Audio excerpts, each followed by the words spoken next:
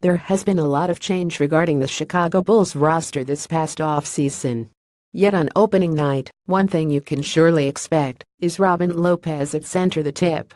Lopez isn't the most talked about Bull, or even the most talked about big man on the team, but he still is a solid contributor. He does his job and plays within the limits of the role given to him. Lopez had a solid 201,617 season for the Bulls.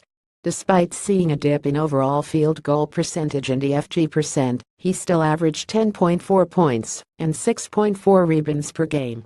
He made the most of his impact defensively, recording a defensive box plus-minus value of 1.0. Given Chicago's season-long problems on defense, Lopez did the best he could to provide some sort of stable presence in the paint and on the glass. He averaged 1.4 blocks per game, while also pulling down 3.4 defensive rebounds in the process. The consistent rebounding effort helped the Bulls become one of the best teams in that category, finishing third in the league with 46.3 boards per game. We saw Lopez at the height of his power in Game 1 and 2 of the playoff series against the Boston Celtics. Against Amir Johnson, Lopez played straight-up bully ball and put up some great numbers: 13 offensive rebounds in the first 2 games, and a mid-range jumper enabling him to scoring 18 and 14 in the first 2 games respectively. It was fascinating since very few, if anyone, expected this type of monstrous performance from the big man.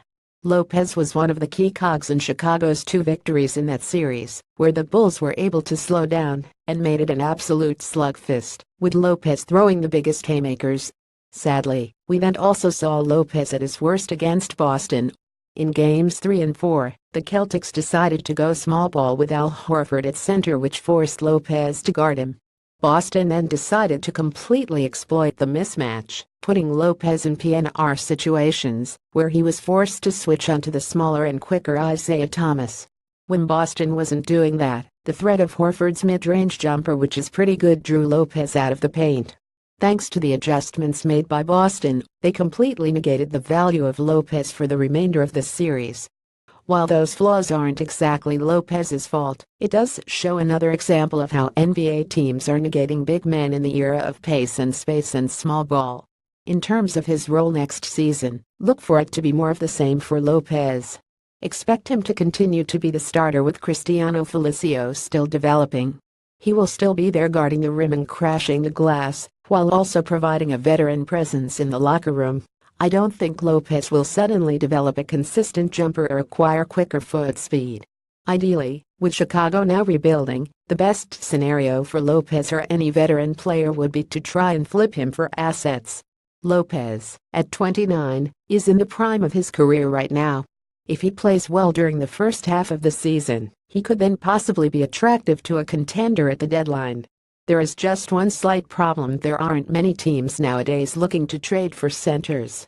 The way the league is trending, players like Lopez are getting phased out and their value is dropping. Lopez makes around $14 million the next 2 seasons, and it may be tough for the Bulls to even get a team to assume that contract, let alone send an asset back to do so. Perhaps it may take an injury on a competitive team mid-season for a trade partner to get more desperate. Robin Lopez has been exactly the player many expected him to be when Chicago acquired him in the Derrick Rose trade. He's been good for the Bulls so far, and that will probably be the case when the season rolls around next month.